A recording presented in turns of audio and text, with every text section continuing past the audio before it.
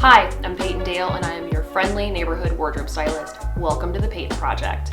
On this show, I'm going to give you all of my tips and my tricks that I've learned over years and years of styling. I'm going to take you behind the scenes with me as I style people's music videos and photo shoots and for every day. And we're also going to be talking to a lot of my personal friends about what makes them tick when it comes to getting dressed in the morning.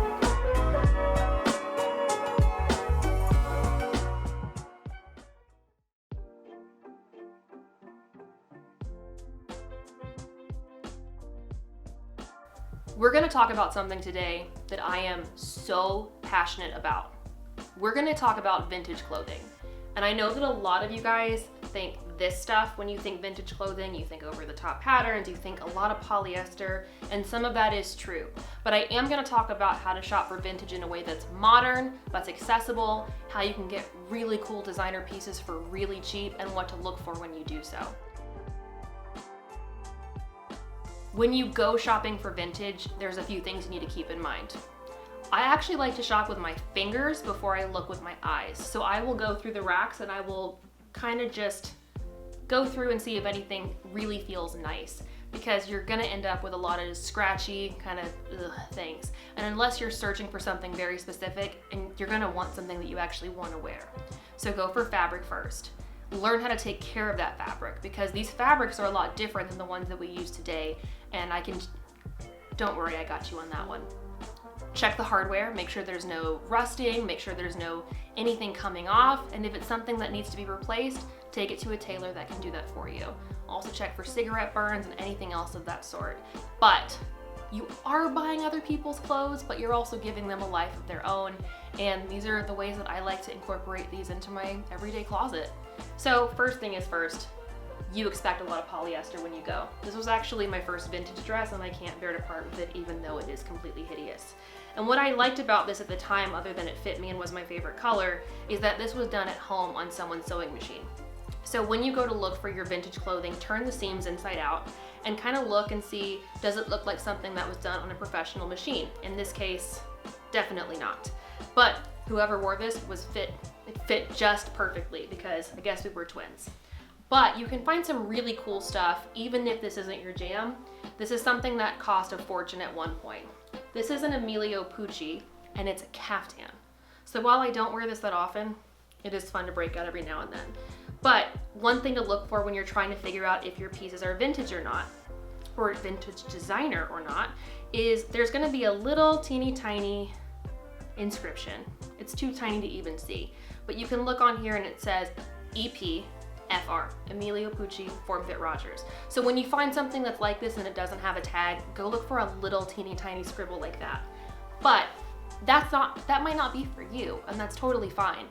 I like to find pieces that are in solids and that are vintage designer. Vintage designer always, always, always gains monetary value. And when you buy things that are vintage pieces and in solid colors, you're buying something completely timeless. Fashion is on a 20-year cycle. So like we're kind of seeing the 90s and the early 2000s, I know it sounds weird, but we're seeing the early 2000s come back because that was 20 years ago.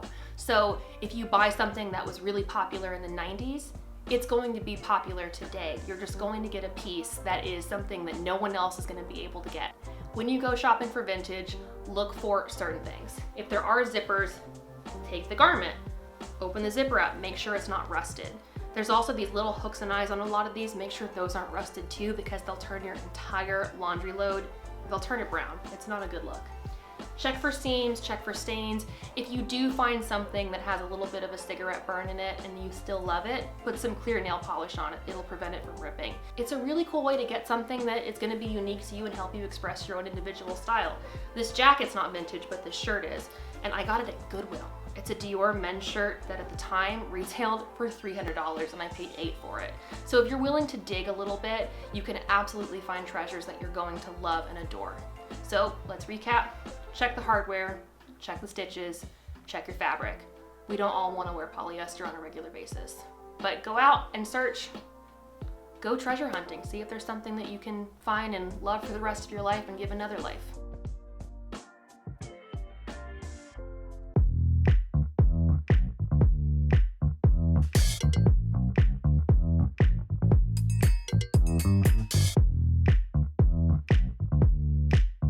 So when I get booked for a client's photo shoot or music video, I do what's called a pull.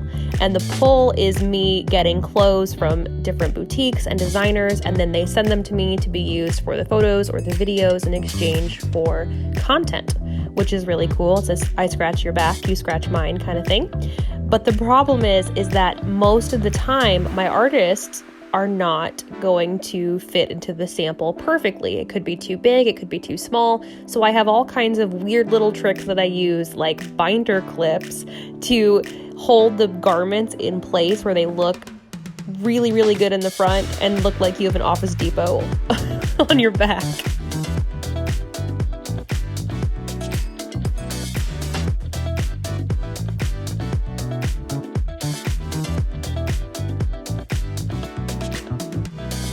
During a music video, especially when it's one that is outside, it's early in the morning, it's cold, you have to hear the same song over and over again, and it can really make the artist just feel kind of blah. So I end up becoming the hype woman and doing my own choreo and singing along just to make sure we can get a reaction out of the artist. Kat is the most fun to be on set with because she has to take herself so seriously in the videos, and then I'm just a goofball in the background. These are super fun videos to work on though. We're always going on a new adventure. We're always going somewhere cool. It's always like a, hey, let's do this shoot at 6 a.m. in the middle of nowhere. And you go, okay. And it's the most fun.